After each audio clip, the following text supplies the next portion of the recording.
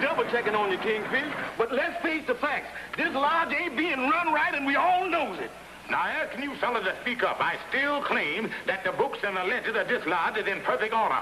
Kingfish, you don't know what you're talking about. Amos is right, Kingfish. But just take the sickness committee. Well, what about it? Well, only last week, they sent a get-well card to Brother Simpson that died in 1934. Well, maybe that explains why he delinked up with his dues. That's only one of the things that's wrong around here. Let's get to the financial books of the lodge. Well, I got the books right here, and they're open to each and every brother's complete inspection. Get your hands off of that thing there. So you want to see the financial books, huh? Yeah. Well, there he is. There he is. You done see them. The meeting's adjourned. Wait a minute, sir. Kingfish, what kind of bookkeeping system do you use here? Well, the standard system, the double entry with the single wing. I don't see how you get them all messed up so nohow, Kingfish. Yeah, it's a mess, all right. The thing I was worried about is the other records, the important papers of the lodge, like our charter, the Constitution, the tax records, and the mortgage papers. Well, Amos, you ain't got to worry about them. I guard them with my life. Calhoun? Yeah? Go over there to the files and bring out the drawer that's marked A to F, confidential, top secrets. Okay.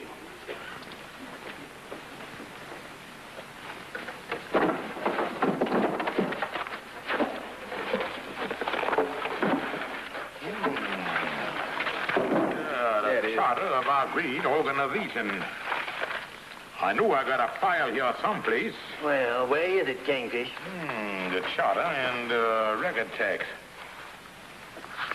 Yeah, I remember it now.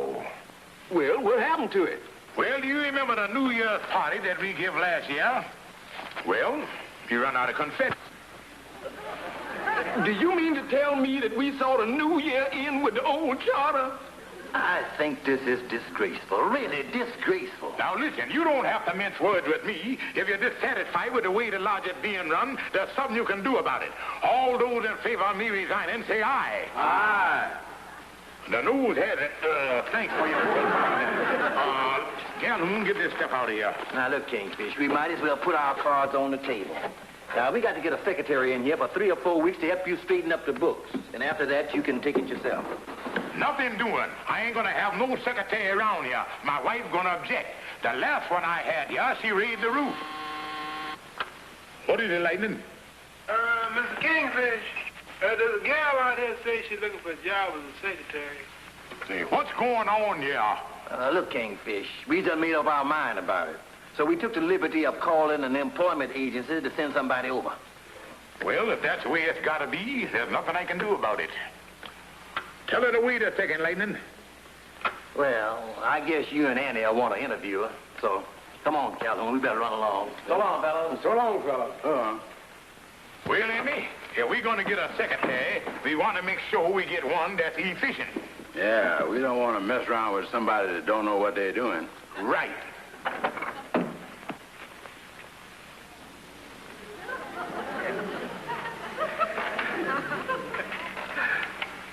You is hired. How do you do? My name is Mabel Johnson. The employment agency sent me over.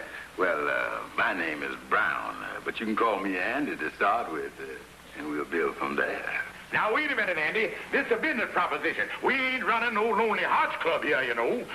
Miss, would you sit right here by the desk, please? Certainly. I guess you know this job is just temporarily for about a month. Yes, I understand. And the salary, well, I guess $25 a week. Oh, that's all right with me. You see, I'm new at the secretarial work, and I was hoping that I could get some experience here. And Mr. Brown, my new secretary here, ain't gonna have no time for no extra cuticle activities.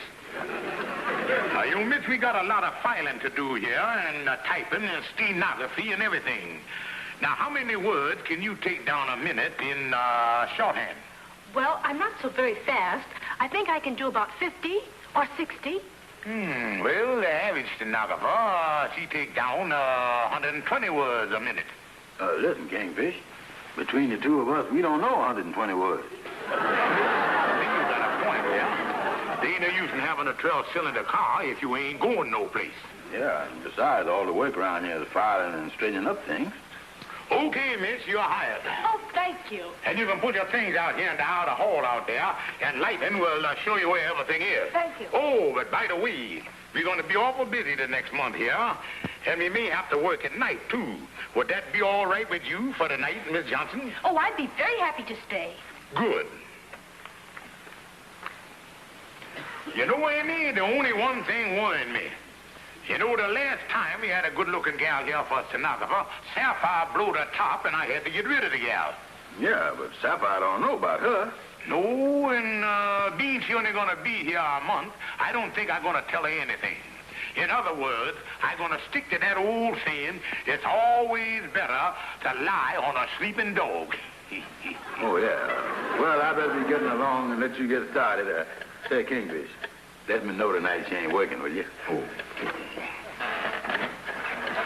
Hello, Sapphire. Hello, George. I was just going marketing. Well, I'm glad I caught you in. You see, we had a meeting down here at the lodge, and the brothers is after me to get the file straightened out. So I'll be working tonight, and I won't be home to supper. Oh, that's too bad, George. But I guess work does have to come first. All right, then, George. Goodbye. Well, are we ready, Sapphire? Yes, Mama. That was George on the telephone. Yeah. He won't be home for supper tonight. He has to work late. Work late? Yes. Well, for a man that don't even work early, that is really something. Business at the lodge. Oh. Say, Mama, after supper, why don't you and I go to a movie? That's a wonderful idea, Sapphire. Okay. Anything good in the neighborhood? Oh, yes, honey, yes. Down at the Bijou, there's a picture down there that everybody's just raving about, and I'm just dying to see it. Well, what is it? Secretary in name only. With deep regret that we had ignored Joe Bill since 1944. But we will bring it to our immediate attention. Signed, Joe, very truly. Holy smoke, it's 10:30. I never had no idea it was that late. Well, that's all right. I'm not tired. Well, tomorrow's another day, and we get back to this then, Miss Johnson. Kind of late for you to be walking home alone, ain't it? Oh, I don't mind. I live in the Lennox Arms apartment on the avenue above the Bijou Theater. Well, that's right on my way. I'll walk you there. Oh, that's very nice of you, Mr. Stevens.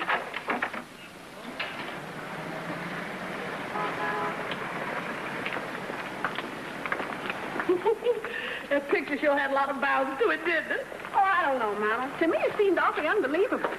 A man his age falling for that young secretary. Don't be silly, Sapphire. It's them old goats that you got to watch. Mama, those things just don't happen in real life. They only happen in the pictures. Mama, look. George Stevens. Sapphire, Mama. George, what's the meaning of this? Well, honey, you see, the thing is, Sapphire, I'd like you to meet my secretary, this Miss Johnson. How do you do? So it only happens in the movies, huh? Well, right now you're looking at the Academy Award. Now, wait a second, Mama. Don't get no wrong ideas here. Yes, Mrs. Stevens. I wouldn't want you to get the wrong impression. We were only just working at the office. You keep out of this, you little secretary. Mr. Stevens, I think I'd better be running along. Yeah, I'll see you in the morning, Miss Johnson. How look, Sapphire? Look, nothing. I've seen everything I want to see. Working. Huh. Yeah. Huh. George, it's strange you didn't find time to tell me about this secretary. Well, honey, it just slipped my mind. She just started to work today. Sapphire, don't you believe him? He's lying just like that man did in the picture, telling his wife he was going to a board meeting. He didn't look bored to me. George, I've given you the best years of my life. Is this the thanks I get? I tell you, honey, I is innocent. She's just my secretary. That's right, lady. A man has got a right to have a secretary. You keep out of this. Go ahead, lady. Thank you. George, you would have told me about this secretary. You didn't tell me about her because you didn't want me to know about her. Mama, you believe me, don't you? Don't look to me for no sympathy. I didn't want Sapphire to marry you in the first place. I still say, a man has got a right to have a secretary. Didn't I tell you to keep your yap shut? Honey, let's go home and settle this. Joe Louis never drew no such a crowd as this. This is a free country, and I say a man has got a right to have a secretary.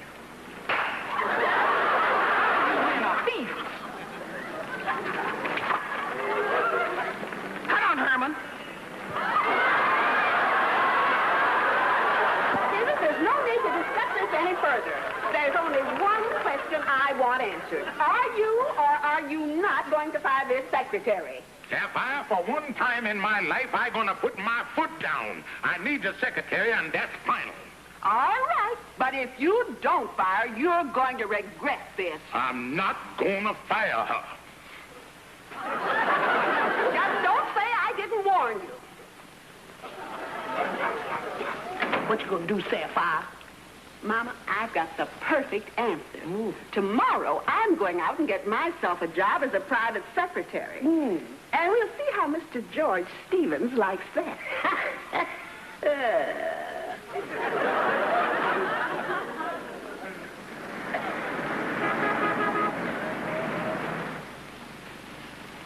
Now, Mrs. Stevens, being a secretary to a writer like myself, it's a little different than just working in an office. Well, it sounds very interesting to me, Mr. Bentley. And as I said before, I'd like very much to try it. Fine. You see, when Miss Jackson here first took the job 2 years ago, I told her she'd have a wonderful future here. Well, things have turned out better than I thought. We're going to be married. Oh, congratulations to you both. Thank you. But it so happens that the wedding is about 2 weeks off, so I thought my fiancé could help break you in. Well, that sounds like a wonderful idea. Well, let's consider it settled then. Fine. And you can start tomorrow morning. All right. Now, I suppose you'd like to run along and tell your husband the good news. I certainly would. Thank you so much, Mr. Bentley, and goodbye to you both. Goodbye. Mama, where's Sapphire anyway? Oh, she'll be home soon. You know, Mama, I just can't understand her narrow-minded attitude about a man having a secretary. After all, there'd be no progress in business if secretary didn't do some work. And you know, Mama, the Empire State Building wasn't built on smooching. Well, George, all I know is what I see in the movies. Oh, George. Hello, Sapphire. Hello, Mama. Hello, Sapphire. Sapphire, I was just telling your Mama here about your narrow-minded attitude about me having a secretary. Any man in business has got a right to have a secretary. Where you been all afternoon, Sapphire? Oh, I was out getting myself a job as a secretary. Well, that's fine. What? So you a secretary working for a man? Why, this is the most awful thing I done ever heard of. Why, George, I thought you approved of a man having a secretary. And after all, what's good for the goose is good for the gander. Well, who is this goose you working for? John Bentley. He's a writer. Well, if he can write, what do he need with you? Now, look, George, I warned you about this. And I'm telling you now, as long as you have that secretary in your office, I'm going to work as a secretary myself. Oh, give me an ultimatum, huh? Well, I'm putting my foot down. I keeping my secretary, and I'm sick and tired of you running my life for me. Well, all right, George. You're free to run your own life. And I'm going to start in right now. I'm going to pack up and move in with Andy. Now, what has you women's got to say to that? Oh, you don't like the idea, huh? No. We're just trying to remember where we put your valise. Oh, being independent, huh? Well, I guarantee you that you'll be crawling after me in no time. Yes, sir, crawling after me in no time. It's certainly taking her a long time to crawl over. Yeah, Andy, it's been 2 weeks now, not a word from her. I can't understand it. Well, this is a mess, all right. The two of us living here cooped up in this one little room. Well, Andy, I hope I ain't put you to too much inconvenience. No, the only thing I don't like is you making me wear this nightcap to remind you of Sapphire. Look, Andy, the reason I ask you to do that is because it kind of makes me feel at home. Andy, I I've been thinking of this whole thing. I'm going to swallow my pride and going back to her. Yeah, that's the thing to do, all right. Yeah. Well, thank goodness this is the last night for this thing.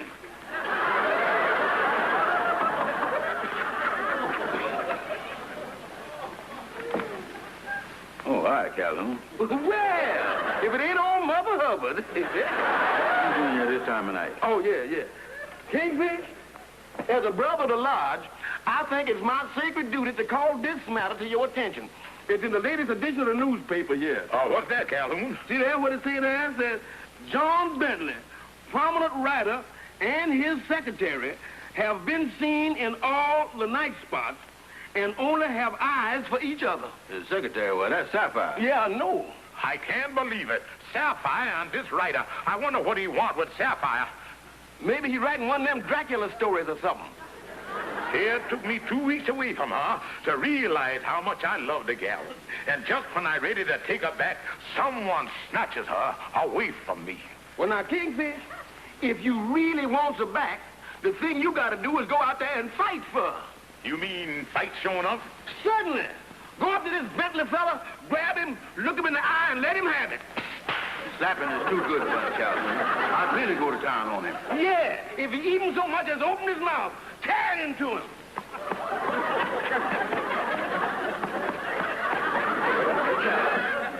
I wouldn't hit this fella Bentley no more. I think his stomach's getting upset. I don't know if that's exactly what I'm going to do. But I guarantee you tomorrow morning, I'm going up to this fella Bentley and have it out with him. Yeah, that's right, Kingfish. Well, I got to be running along, boys. See you later. Yeah. Sleep well, Kingfish. Sleep well. Well, how's my sweet little ex-secretary this morning? Just wonderful, John. How are you, dear? Couldn't be better. No, I gave Mrs. Stevens a day off. There was no point in her coming in if I'm going to be busy getting married. You know, John, I think my father is finally getting used to my getting married. But I still don't think he's too happy about it. Well, don't worry, dear. We'll... hold it a second, dear. Someone's at the front door.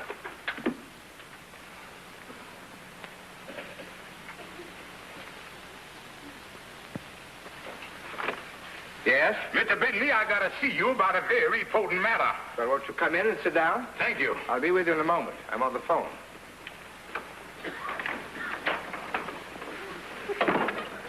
Well, Andy, I don't get Sapphire come to work yet. Yeah.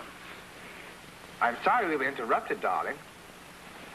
Darling, he's talking on the telephone. Let's go to the door, Andy, and let's see if Mike can find out something. Yeah. Yes, I know, dear. But tell me again what you were saying about the old man. Well, it was just that he seemed so surprised about our marriage. Well, he knew you were working for me as my secretary. Andy, you hear that? He's talking to Sapphire now. Yeah.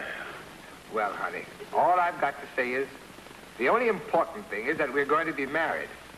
Sapphire gonna marry? How can she do that? Well, maybe she got one of them quick Mexican divorces or something. Yeah. What? Well, you didn't tell me about that. Oh, you worried too much, darling. You looked beautiful last night at the theater. And your whole face was radiant. I just couldn't believe my eyes last night. Wait till he sees her in the morning. Andy, this is terrible. Yes, darling, the arrangements are the same. It's going to be in that little reception room at the Lennox Arms Hotel at 2 o'clock this afternoon. Holy mackerel, Andy. They're getting married this afternoon. Yeah. I know just how you feel, darling. I know how you hate to leave the old man. Say, I know what. It's a little unusual, but why don't we take him along on the honeymoon with us? I guess they want you to carry the baggage. Andy, I'd heard enough. She's in love with another man, and that finishes me. Come on, Andy.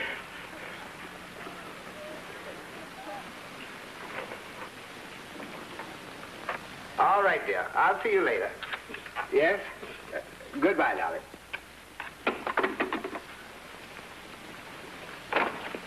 Now, gentlemen, what can...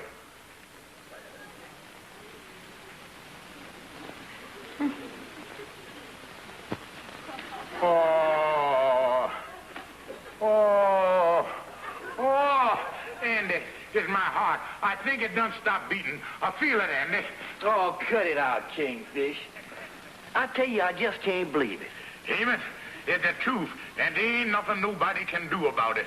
The way the Kingfish figures it, she must have made a quick trip to Mexico and got unspliced or something. But, Kingfish, you can't just stay here and do nothing. Well, Amos, if Sapphire's happiness is wrapped up in this fella Bentley, well, I love her too much to take this from her. But, Kingfish, I just can't believe Sapphire do a thing like this. Yeah, well, the Kingfish ain't out of the picture altogether. They're figuring on taking him along on their honeymoon. Now, look, Kingfish, from what Annie tells me, that wedding gonna start any minute. Now, you got to get over there and stop the thing or talk to Sapphire or something before it's too late. I agrees with Amos, Kingfish. Boys, I think you're right, and I'm gonna fight for the one I loves. Come on, Andy, let's rush over there before it's too late. Hurry, Kingfish, and good luck to you. Yeah, have a nice trip, Mr. Kingfish. Mama, will you please hurry?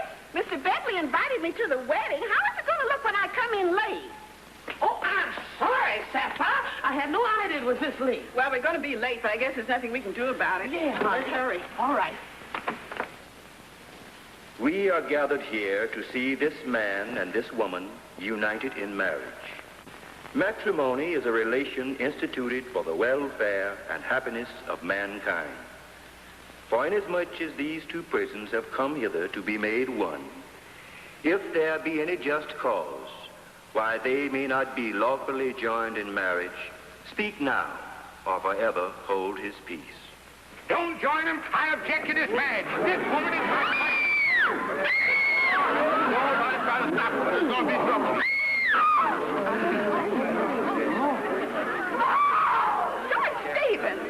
George Stevens, what's the meaning of this? Well, Sapphire, honey, see, the thing is, There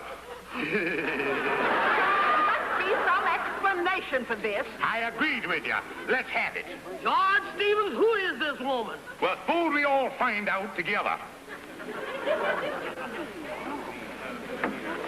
I'll have you in jail for this. I think I had something here that belonged to you. Are you all right, dear? This man tried to steal my bride. Said he was married to her. Married to her? I'll see you later, Kingfish. I better get on home and get out. George, you still haven't told me anything. Now, look, honey, these people are trying to put on a wedding here, and this ain't no place for us to discuss our personal problems. All right, we'll go home and have it out. George Stevens, you better have some good answers, because I got some great questions. Yes, Mama. And what happened? Well, I heard the man say he was going to marry his secretary, so I just put two and two together. What right did you have putting two and two together? You know you can't count. Oh, Mama. Oh, I'm going to make myself some coffee. Look, honey, this whole thing about hiring a secretary wasn't my idea. The brothers insisted on it so I could catch up with my work at the lodge. Yes, George, but you didn't have to hire such a young and attractive one. Let's face it, she can only cause trouble. Look, honey, I got an idea. Now, you give up your job, and I'll let my secretary go. And just so you won't be suspicious or nothing, I'm going to let you hire a new secretary for me. Well, George, that sounds reasonable and fair. All right, I'll get you a secretary. That's fine, honey, that's fine. Oh, you don't know how good it is to be back home. I sure was miserable those 2 weeks. Well, I missed you too, George. And, honey, we must never let nothing like that happen again. That'll separate us. Well, that suits me, George. Oh, Sapphire. Well, that takes care of the invoices. Now I want to dictate a letter to a sick brother. Are you ready for me to start dictating? Yeah, start dictating. But this time you take them marbles out of your mouth. Yes, ma'am. Dear brother Smith. Why not so fast?